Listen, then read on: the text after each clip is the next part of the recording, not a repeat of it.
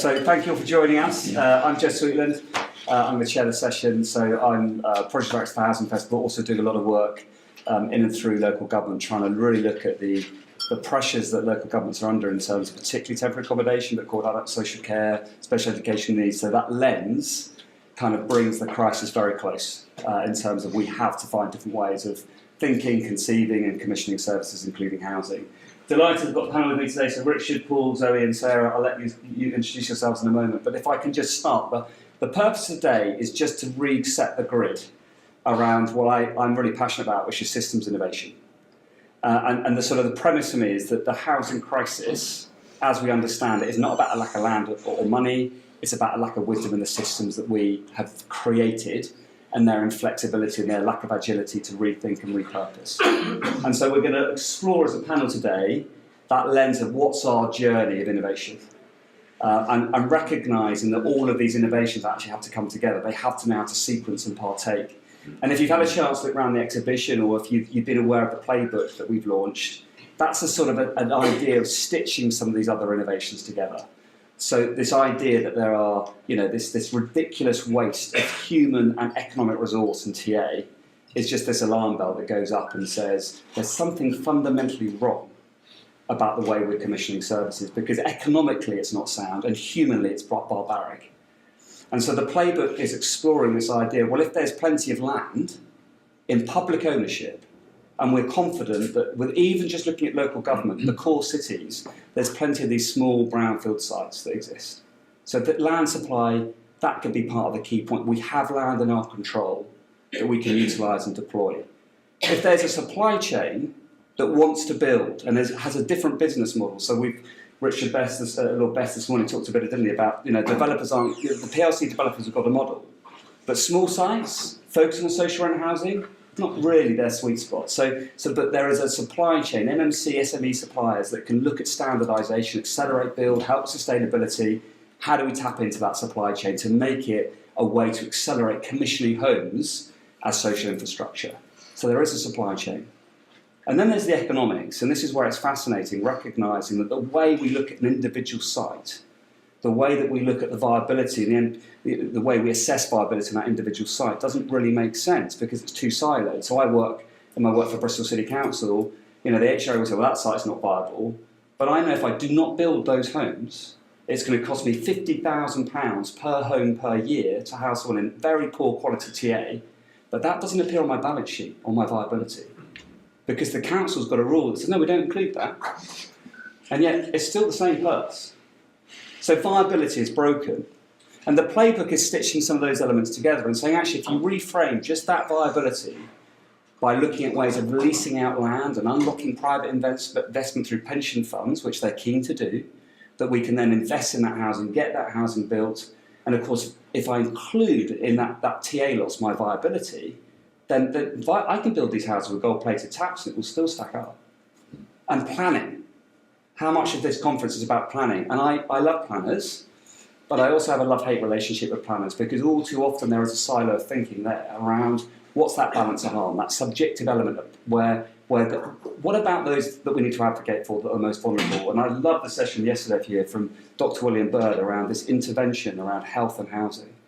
But planning, there's a route through this too. This is about leadership. So there's mechanisms within the NPPF like the local development orders where we can aggregate land. In this room talking about alliancing contracts, we've got legal mechanisms to create that aggregation, to create aggregated de-risk land, to then go to those supply chains with that standardisation of design within an LDO to commission and accelerate. And actually the model for the playbook suggests that this will cost Treasury no additional money because that money is already going out of the public purse. So innovation is this wicked problem that says we've got these wicked challenges that we face. And the danger is we pick up one piece and we go, it's about NMC, or it's about standardisation, or it's about planning reform, or it's about politicians, or it's about leadership. But the problem is it's about all of those things working together.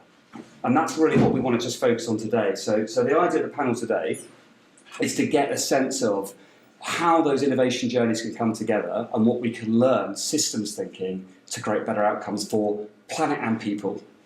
And what drives me is how we create better systems to really meet the needs of the most vulnerable in our communities. Because actually, ultimately we pay the cost if we don't make society work better for everyone.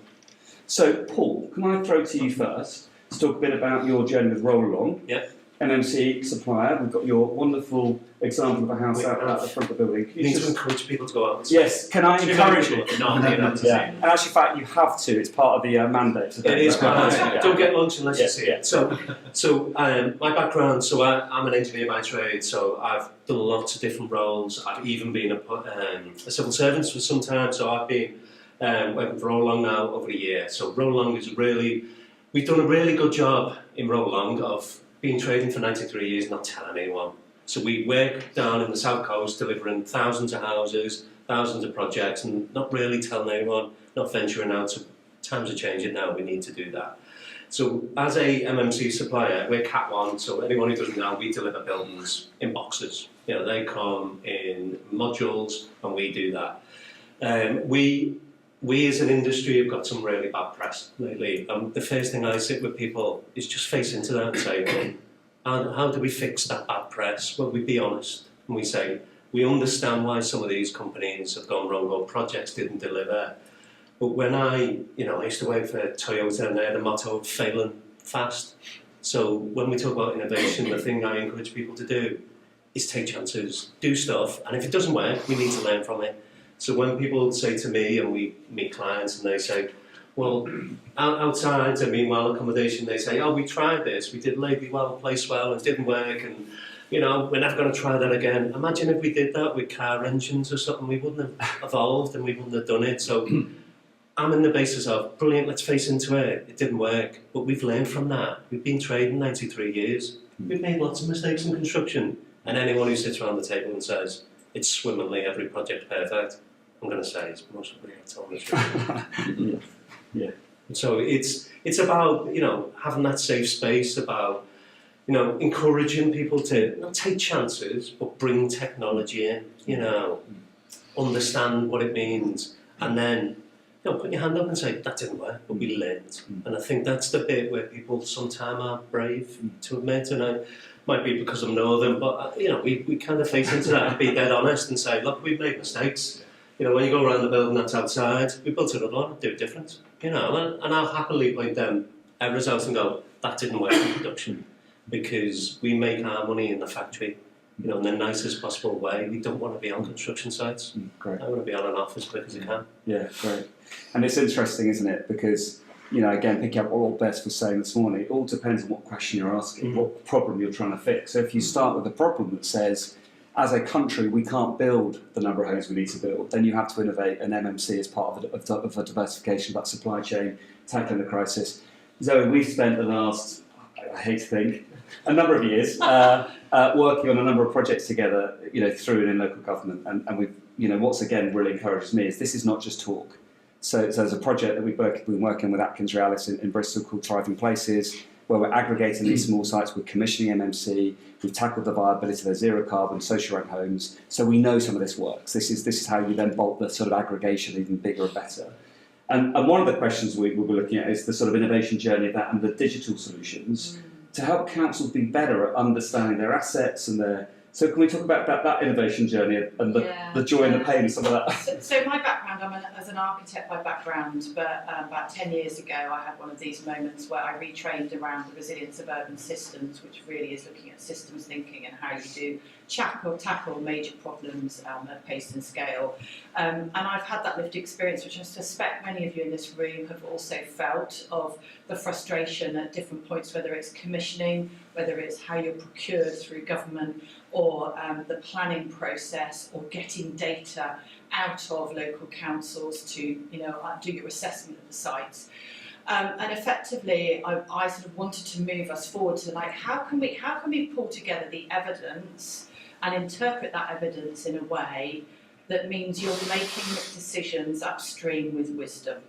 And you're making decisions that mean that you're looking at all of the information in one go, in a layered way. So whether that's you're looking at flood risk, air quality, habitat connectivity across the city, you're looking at your health indices and deprivation, you're looking at how mobility works, and you're really looking at what is the land use optimisation, and you're thinking, well, how do I create that stewardship that means land stays with the council, but we make sure that we counter maladaptation, we don't do the wrong things in the wrong place, but also that we deliver.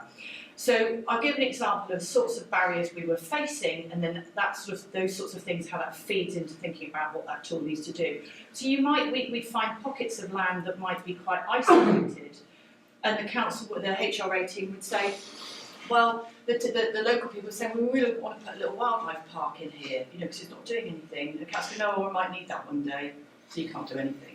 And it's just crazy. So actually you can do meanwhile use, and the same was happening around meanwhile housing, putting demountable housing systems into plots. Why on earth can't you do it for 10 years? That's a home for 10 years. The other element was, and we've really seen this a lot, haven't we, Jez, around not truly understanding the need that you're addressing, which is there are people living in dire conditions or in temporary accommodation.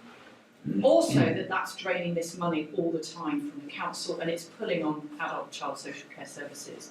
So the tool is simply an enabling method to bring multiple layers of data together, but help to interpret that data so that you're making the right decisions. And it's robust enough that you haven't got someone acting, as I was mentioning yesterday, as a grand design Kevin MacLeod, going, well, can you tweak this and tweak that? Well, we're delivering homes. We know these products are tried and trusted. They meet all the criteria. You're focusing on the wrong things. You need to be focusing on other things.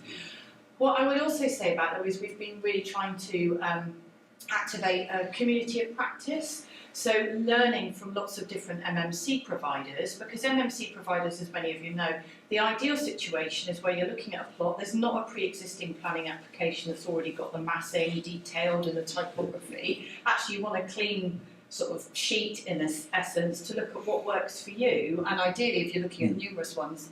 So we've also been innovating around having this community of practice of getting different MMC providers to share different ways that they've overcome all sorts of small little barriers, and they are normally these human barriers or perception issues that actually digital can help cut through and help visualise and challenge and actually put the evidence behind it. It's an enabler, it's not a solution in itself, but it's an enabler as part of the journey. Does that? That's great. Yeah. So, and we'll make sure we've got time for questions and answers. And I think the other thing about sort of then putting that into the context of sort of systems thinking, systems innovation is that curiosity to always go, well, what did we learn this time that we could do differently? And of course, one of the things I'm so committed about sort of industrialised construction and MMC is it's partly, of course, as a manufacturing process, it will improve. There's this ability to keep learning, right, and to keep improving. And so one of the things we discovered, which won't be a surprise to many in the room around sort of trying to get these small sites through planning was even when we're the council, trying to build council houses with council money, the planning process and the kind of current logic of planning was a barrier to acceleration, to funding, to density, to quality.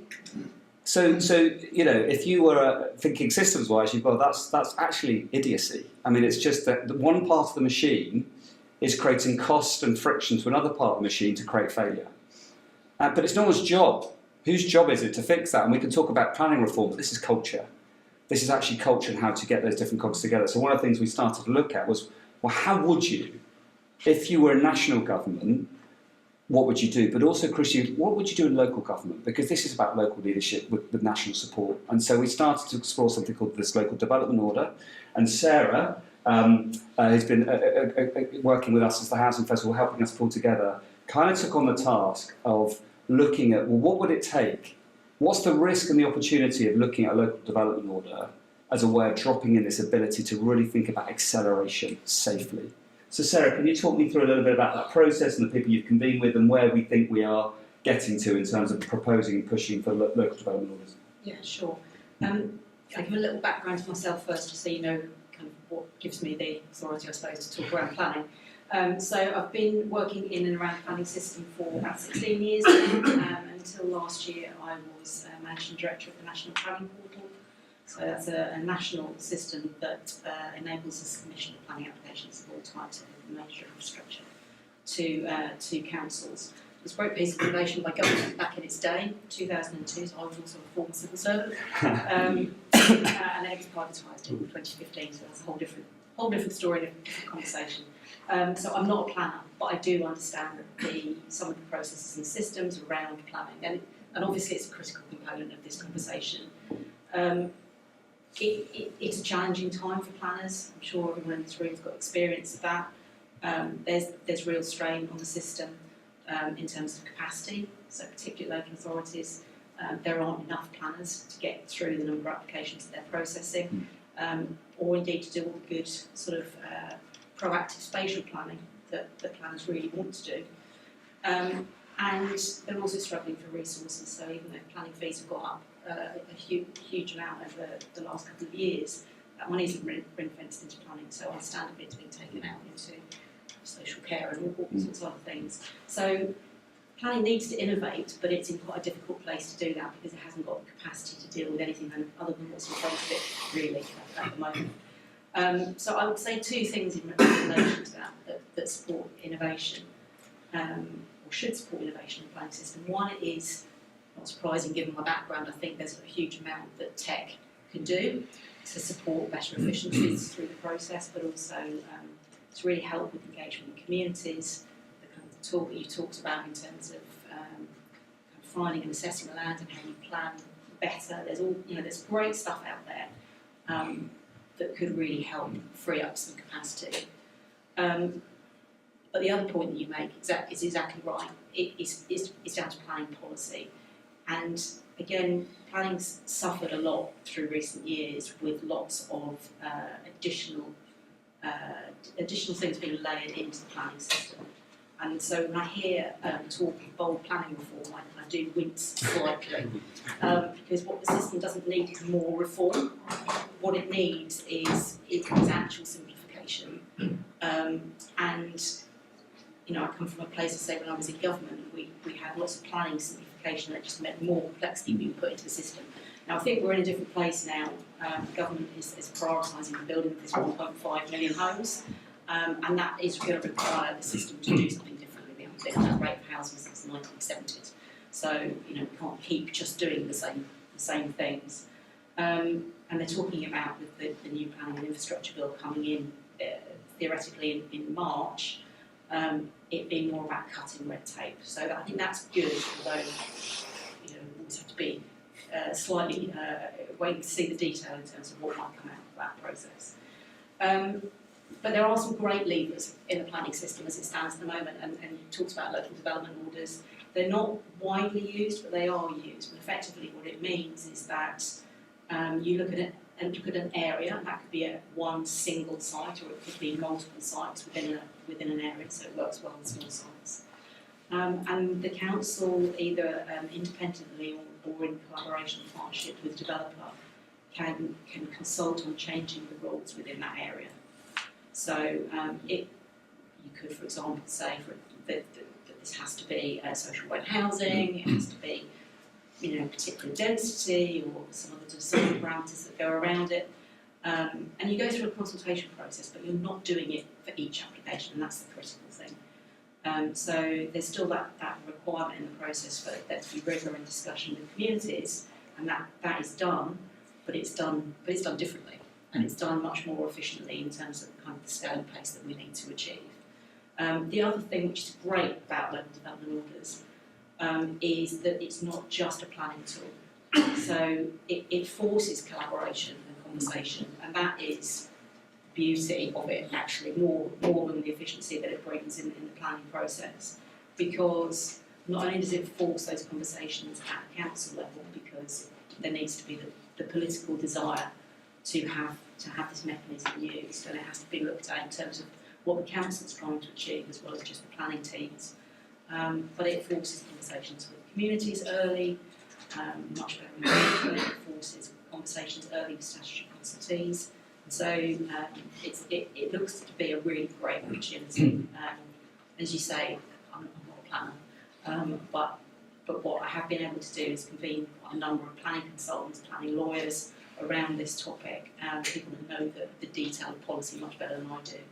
And it looks like this is going to be an opportunity to support the work that the Housing Festival is doing. So yeah, it's been fascinating. We're going to cover a bit more in the last session of the day. So if you want to hang around for that, I'd be delighted to see you. Yeah, great. So thank you for that. And I think again, it's interesting. So we're looking at systems, right? Innovation. How do you realign with the problems you're trying to fix? And so we've got sort of an understanding of supply chain, we've got an understanding of sort of digital and better decision making. Right? And in the digital age, one of the things we're not short of is data, but how we understand that data, map that data for really good long-term decisions, and then into innovation, into planning. Now, this isn't the full ecosystem, but you can just start to see the levels of complexity that you're trying to align to get this real acceleration.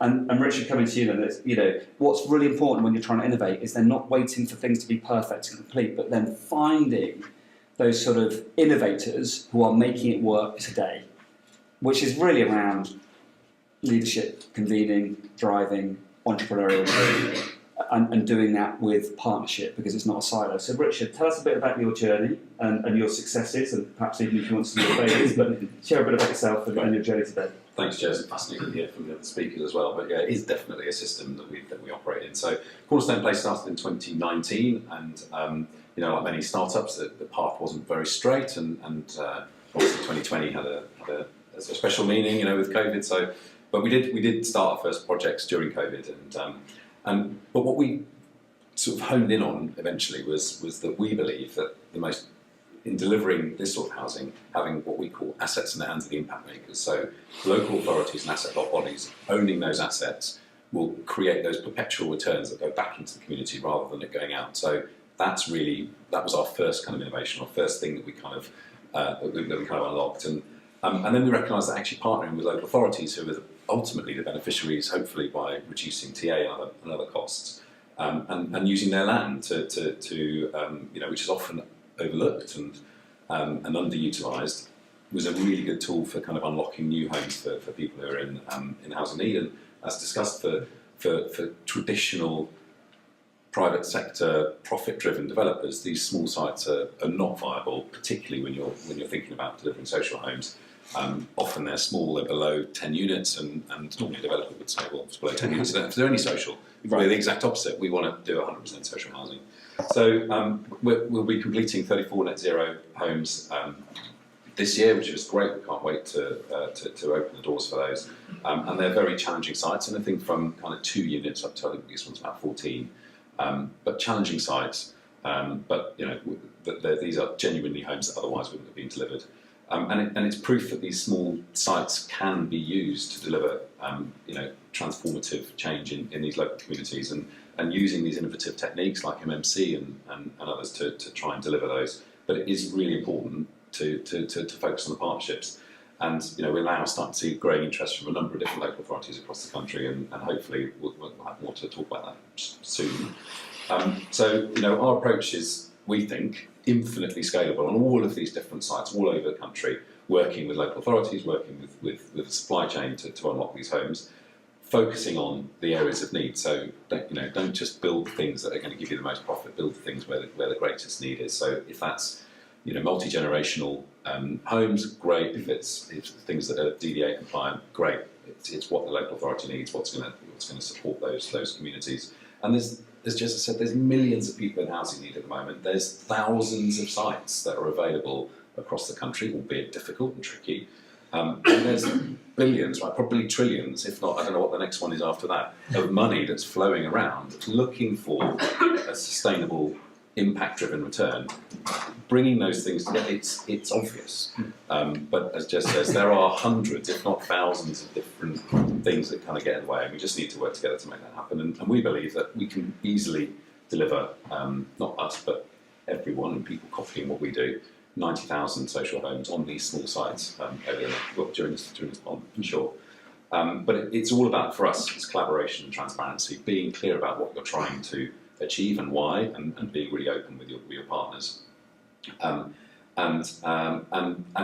us, funding has been really important, and working again with local authorities and MHCLG, to utilise the funding streams that are available. So we've used RSAP and SHAP and Towns Fund and Brown Land Release Fund and all of these tools, because actually that's what they're there for, that's what they're there to be used for.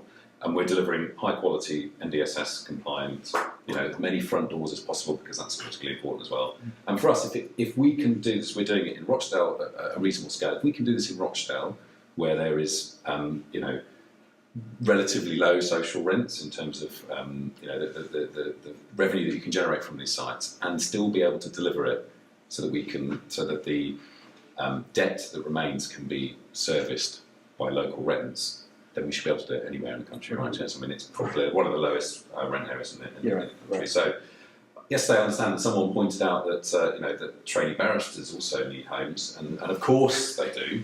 But the market mechanism, I think, can fix that for trainee barristers, and when they're upwardly mobile and they have a stable income, then of course there is an opportunity in the market for them. But what we need to do as a sector, I think, is focus on unlocking the homes that are not being delivered for these people in potentially temporary accommodation or risk of homelessness.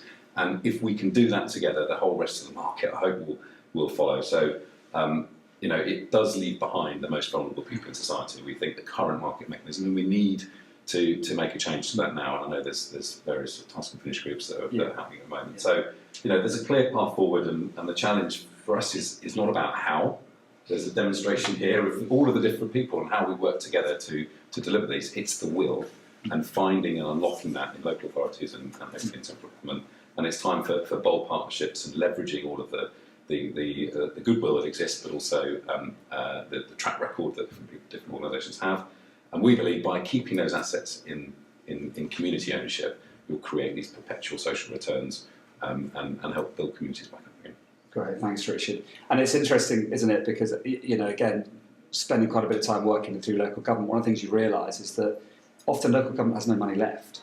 The HRA, in many instances, is sort of maxed out with the RP communities, focusing on decarbonisation, improving existing homes. So the capital's gone because the interest cover ratio is maxed out. And then, of course, it might be the general fund, but the general fund has got adult social care and special education. There's no money left. And so one of the other key parts of this is then how do you really start to unlock that private investment? Because the reality is that the cost of housing people in TA we're paying for. So this is not a new cost, it's just that we're housing people in very expensive, often very poor quality accommodation. And so actually, again, the sort of financial innovation of this is really unlocking that long-term private investment. And as Richard alluded to, the good news is the money is there, it's the mechanisms to create that de-risking for those pension funds, that we can get the de-risk land and we can get the de-risk supply chain and we can accelerate. So this is the innovations thinking. And what strikes me about all of this is, A, the risk of silos, is that these things are worked on in their individuality and they're not stitched together. And then there's the lack of leadership. Because all too often, and I pick up on the questions Zoe asked yesterday around the health, all too often, I think we're asking the wrong question as society. We're fixing the wrong problem. And then we say it's too difficult. And then the politics gets grubby, and the politics gets really hard, and then we give up and we start making excuses. And what I want to be very clear about is that systems innovation is saying, what's the problem we're trying to fix? What's the bits of the machinery that aren't working? Some need to be thrown out, some need redeeming. But they have to work together. And I think that the point of this panel is to show that the collaborative approach, which is working through our individual organisations, but with a real openness to learn, is critical. But there is no excuse. This can be done. Absolutely can be done. And what I think I've learned is that there's a wonderful naivety when you're a child. You think someone knows how the country runs and that someone is in charge. You get older and you realise, actually, no one's really in charge. The wonderful thing about democracy is, technically, we're really capable people. So can we please ensure that we're helping create that movement? Because our leaders are desperate for answers. And they're open. There is a political zeitgeist right now saying, how are we going to fix this? So this innovation journey is not ours, it's ours.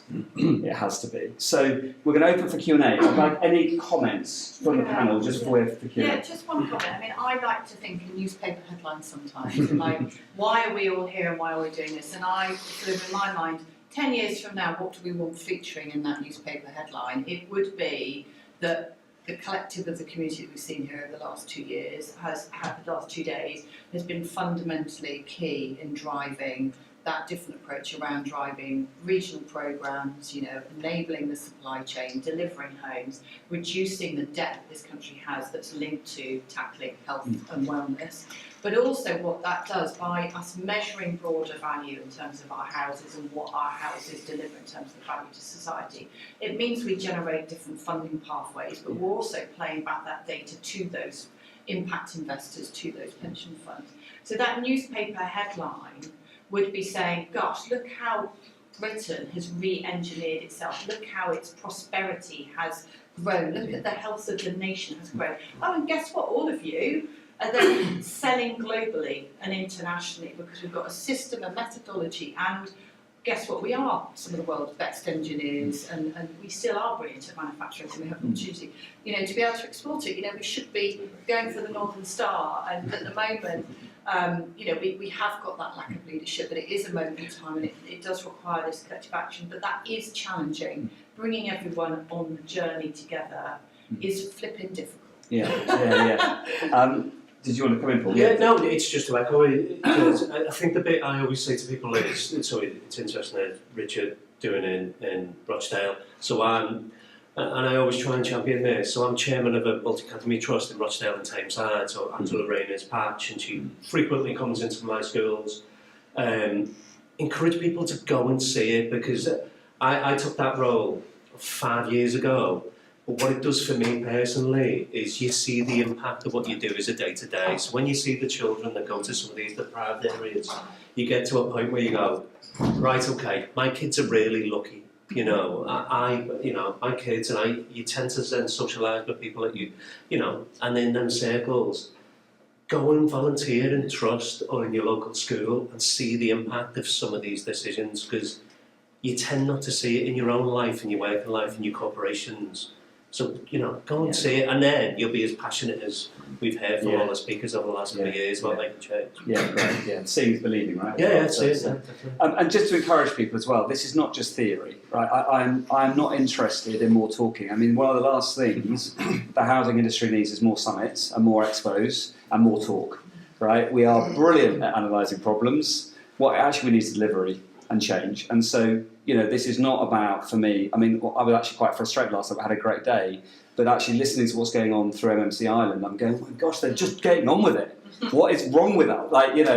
So I'm very impatient for change, but to encourage you, there are discussions happening around some of the playbook and the approach there that are aligning with CLG and going to hopefully into the spending review. These things are not clear cut, are they? There's an art to this that, as I say, way beyond me, but there's a process happening right now. There was a meeting actually 2 weeks ago with Matthew Pennicott looking at this, and he's given us sort of some approval to progress the ideas. So this is not just about talk, it is around how we then carefully and rightly carry on that systems innovation, but to get delivery, because I am not interested in talking, although I do talk a lot.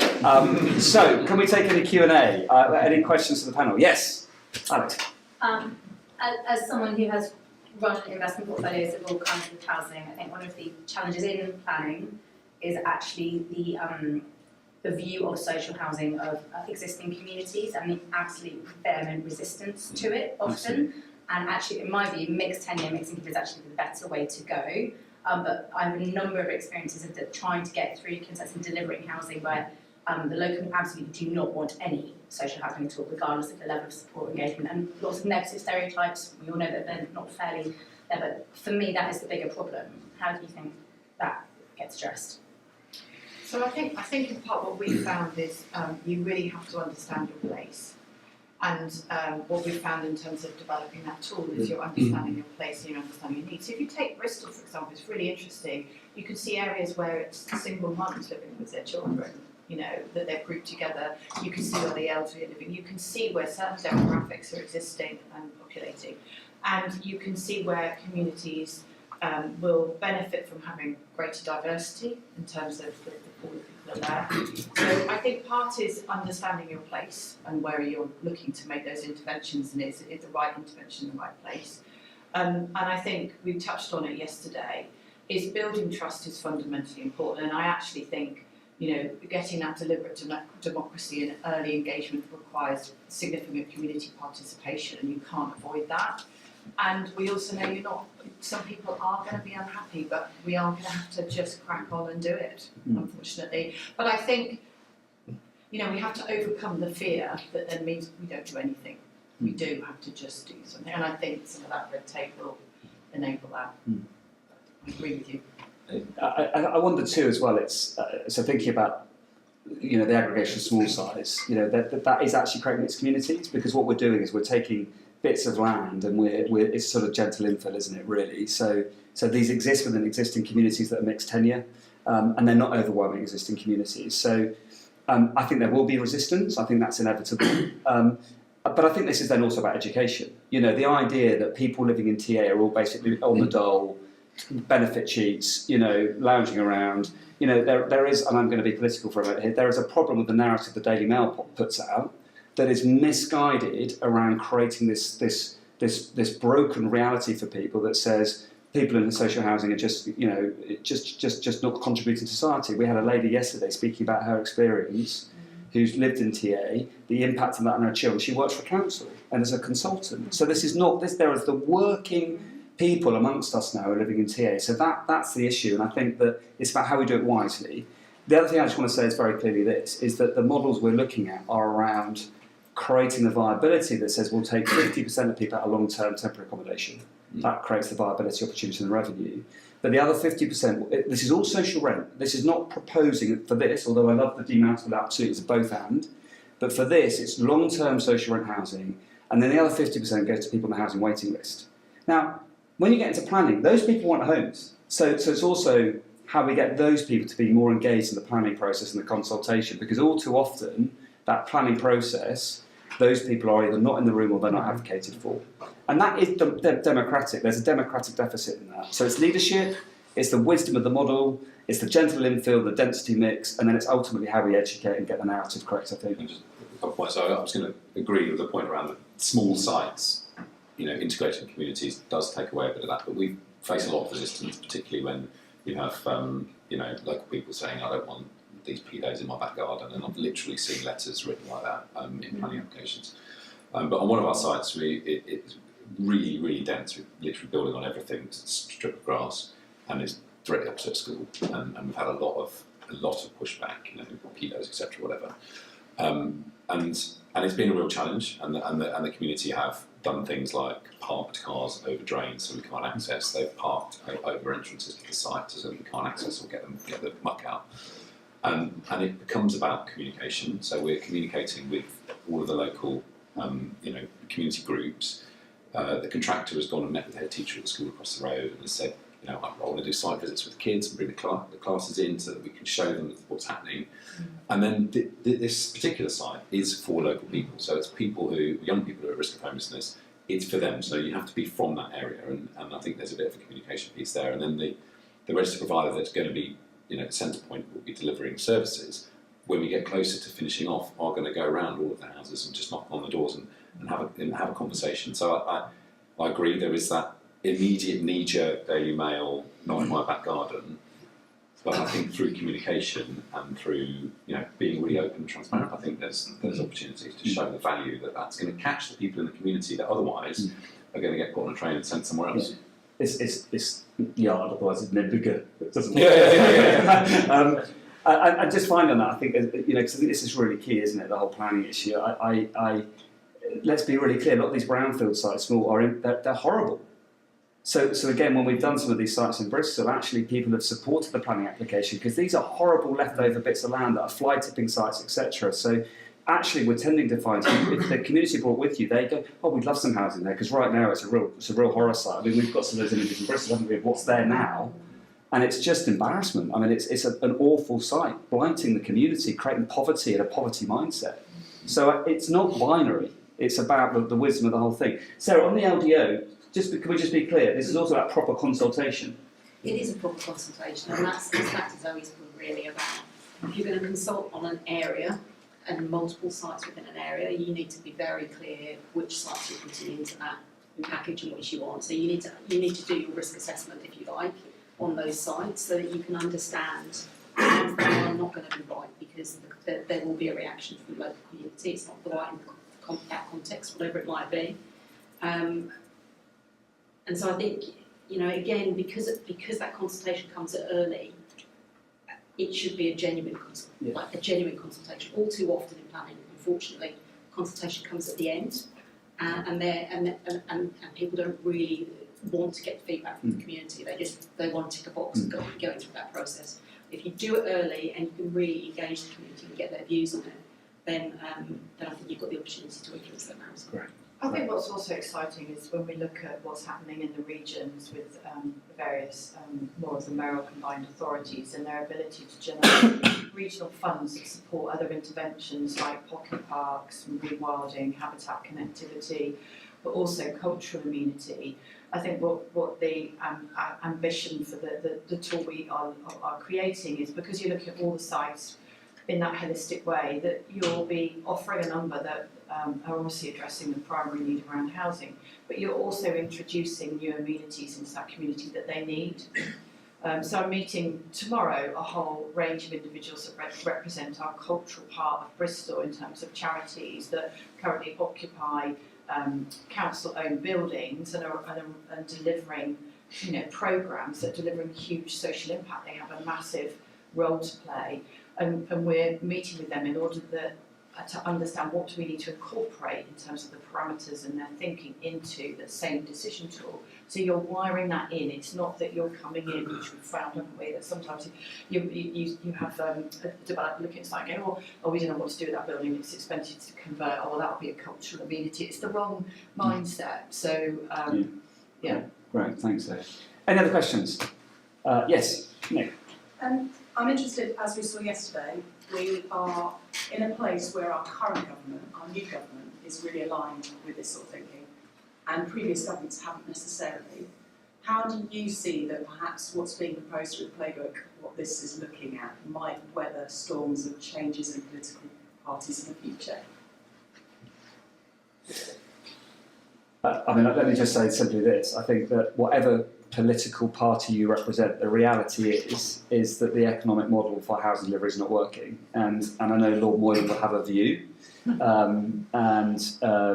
that's fine. But the idea of just leaving this to the market is clearly for the birds, really, isn't it? To be honest. And I think the way that the country invests in social infrastructure is going to be key. To our longer term health outcomes, our productivity, all the things that the sort of hardline capitalists want. What I think the real risk at this particular political moment is if we don't get some of this right, the harder right-wing agenda starts to look like an easier fix, and the sort of the narrative around just reduce the population, the immigration is the problem. And I think that's one of the things that keeps me awake, is there is a real ideologically driven narrative that could very quickly take root if we can't show there's a way of having a more compassionate, caring society that knows how to look after the most vulnerable. And I think that, for me, is that if you get that right and you can show economically this works, we can then actually, I don't think no matter what political party you're in, because the economics are sound. We've rewired the economics. So. And I think the other thing is we need to shift the narrative. I think if we start talking about homes for health, we win a lot more acceptance. If we look what happened with Brexit and the referendum with that flipping bus and that message of you save 350 million every week, well, that people bought into that because they really care about the NHS and the health system, actually. And I think we need to really wire that narrative in from a government level now. And then we're going to have something to celebrate because we're going to prove the benefits. We know when we're delivering these homes, they deliver those benefits not only for the residents but for that community. I think that's really fundamentally important, actually, and I think it's a massive opportunity for this government. So, I'd agree with that. I think it's, obviously got a digital background, so I think the process of innovation is the same, whether it's digital or not really. Is that you start with something small, you test it, you iterate, but it's about capturing the value of what you're doing and sharing it. So quite often, there's a huge amount of good work that goes on across the sector. They don't tell anybody about it. So start out on this journey. Let's push this on. Let's demonstrate that it's working. Let's make the case. Let's control the narrative, and then it becomes something that's much more difficult to argue against. Yeah, great. Just quickly, a couple of days after the election, I saw Polly Dean speak at a conference, Homeless Link conference, and she said, "What's different about this government versus the last government is, you'd sit across the table from someone in the Conservative Party. I can't believe there are people in temporary, they just didn't believe it." And you sit now with someone from Labour, and they yeah, I get it, I know that's the case because that, I was in that, and the challenge that we've got, I think, is even though they understand and there's a bit more empathy for what we're trying to do, we still need to keep communicating. We still need to push them that it's not just about understanding and empathy, it's about, like you say, action and doing it and making those changes. Yeah, great. Sorry, just to add to that, I think the thing that will make the case in the long term is the economic benefit. Yeah. Right, I think health is a brilliant, health is a brilliant that- thing to That's the push thing on. that will have the long Right, one more question, then we must draw to a close. Yes. Jess, you mentioned in the last session that it's a cultural issue to some extent as well in terms of how we work. On top of that, we've got the fact that it is a wicked problem, so many different components all working together. And then we've got lots of great ideas, some siloed, some more open about what we should be doing, how we should be working. But like you, I think you've got to swing the bat, you've got to start somewhere, see how you progress, measure it, and then move on. What's the next step in doing that? What's the roadmap we have now to say, okay, enough talk, within reason, I'm sure we'll have more summits, but at the same time, along that route, what can we do concretely to move things on? So look, there is for the playbook, there is an emerging roadmap in terms of trying to align it with the spending review and then pick 3 or 4 core cities as the pathfinder and then scale it from there. And I think then it's, and what we've done with that is we've looked at the sort of the economic model by aligning some of that TA revenue cost, and so it's a sort of Ardale model, not so it's revenue investment, not capital. I think where we need to then get to, though, the longer roadmap is, and I totally agree with it, is rewiring the way we understand investment through the Treasury, through the Green Book, aligning it with health into social infrastructure. It's going to be absolutely key. Now, that is a bigger journey, but it started with an industrial strategy, so that the sort of the foundations of some of that work are happening now, hopefully. And, 10-year housing plan, those things are really key. What then matters to me is that as those things come into fruition, we already have some of the mechanisms to deploy. So it doesn't say it's a policy space, and the policy gap means, well, we've got this wonderful policy over here, we don't know how to press a lever to get outcomes.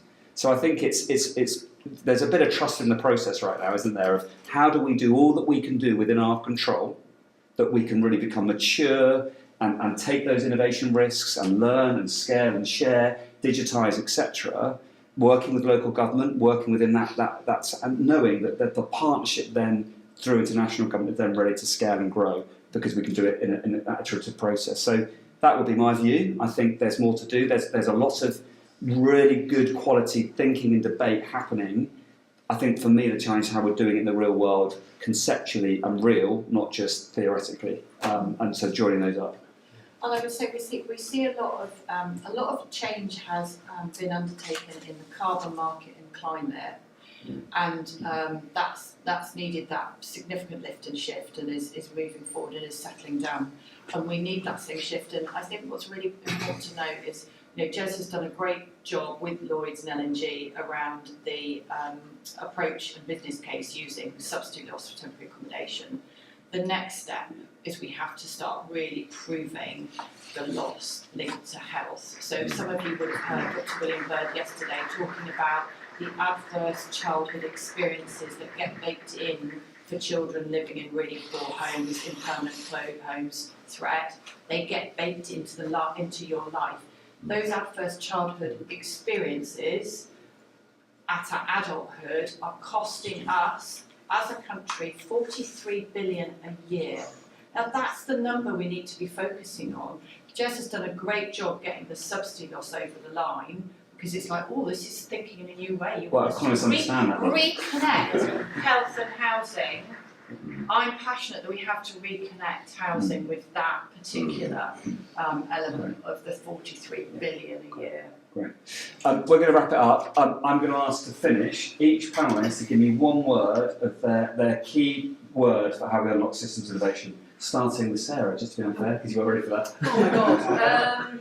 I would say, what would I say? I'd say collaborate. Collaborate. Zoe? Yeah, I would say, it's being open to new ideas and diversity. Openness. We'll put that on there.